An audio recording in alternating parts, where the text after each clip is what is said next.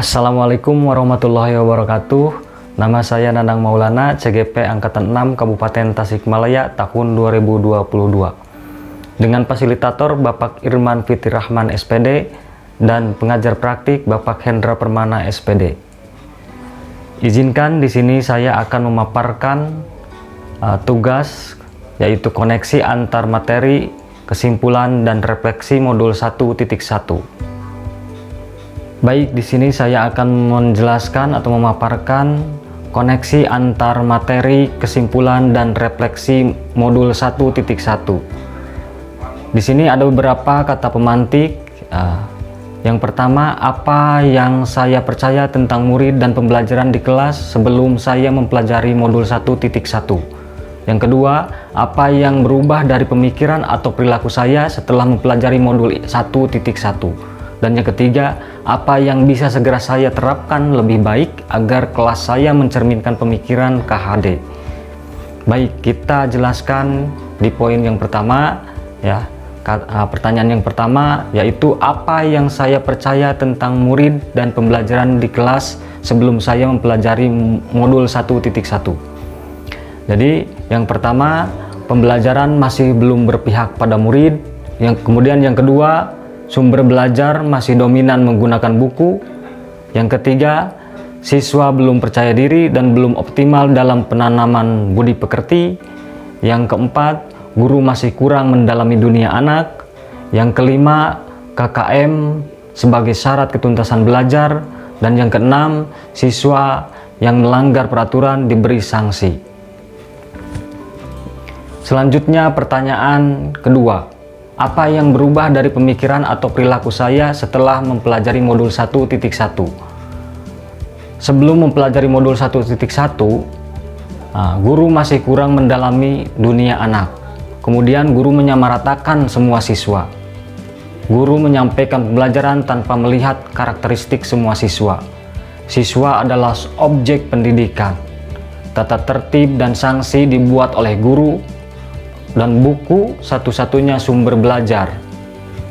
Kemudian setelah saya mempelajari modul 1.1, pemikiran saya berubah, yaitu guru harus memiliki bersih budi untuk selalu berdekatan dengan sang anak dan berhamba melayani sepenuh hati, sepenuh jiwa, mengidentifikasi kebutuhannya. Kemudian siswa tidak disamaratakan karena setiap siswa memiliki keunikannya masing-masing. Kemudian guru harus membimbing dan menuntun siswa sesuai dengan kodrat alam dan kodrat zaman agar mereka berkembang secara optimal. Siswa adalah subjek pendidikan. Tata tertib dan sanksi dibuat sesuai dengan kesepakatan kelas dan lebih mengarah kepada konsekuensi. Selanjutnya, guru sebagai mentor, fasilitator, menyediakan berbagai sumber belajar dan membuat media pembelajaran yang tepat. Kemudian pertanyaan yang terakhir, apa yang bisa segera saya terapkan lebih baik agar kelas saya mencerminkan pemikiran KHD? Yang pertama, pembelajaran yang berpusat pada murid.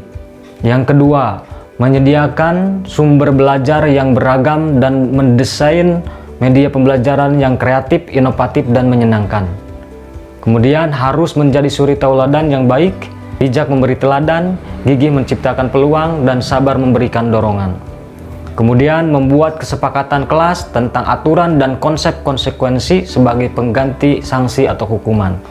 Kemudian penilaian disesuaikan dengan melihat berbagai aspek pada diri siswa, menjalankan pembiasaan bagi siswa sebagai penanaman budi pekerti, dan mengimplementasikan profil pelajar Pancasila. Pengajaran dilakukan dengan optimal, sepenuh hati, dan konsisten. Pendidikan merupakan upaya sadar untuk memerdekakan manusia yang unik dengan segala keunikannya. Belajar merupakan aktivitas sadar dan menetap supaya manusia berubah perilakunya.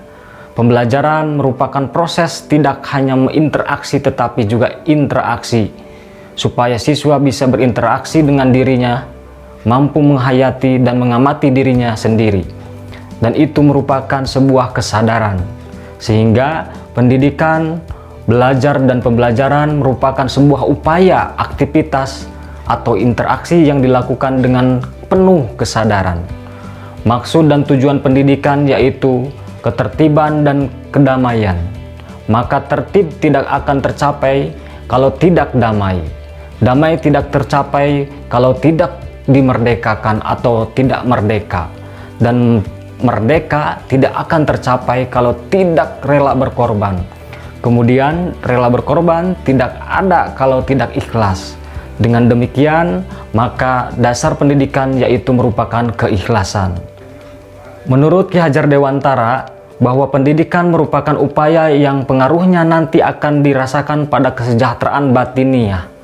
Sementara pembelajaran atau pengajaran itu akan mengarah pada pengaruhnya kesejahteraan terhadap siswa, yaitu kesejahteraan lahiriah.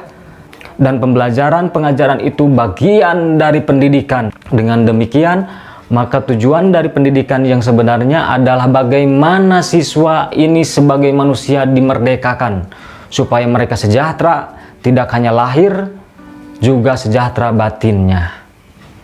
Hidup guru penggerak, salam merdeka belajar. Wassalamualaikum warahmatullahi wabarakatuh.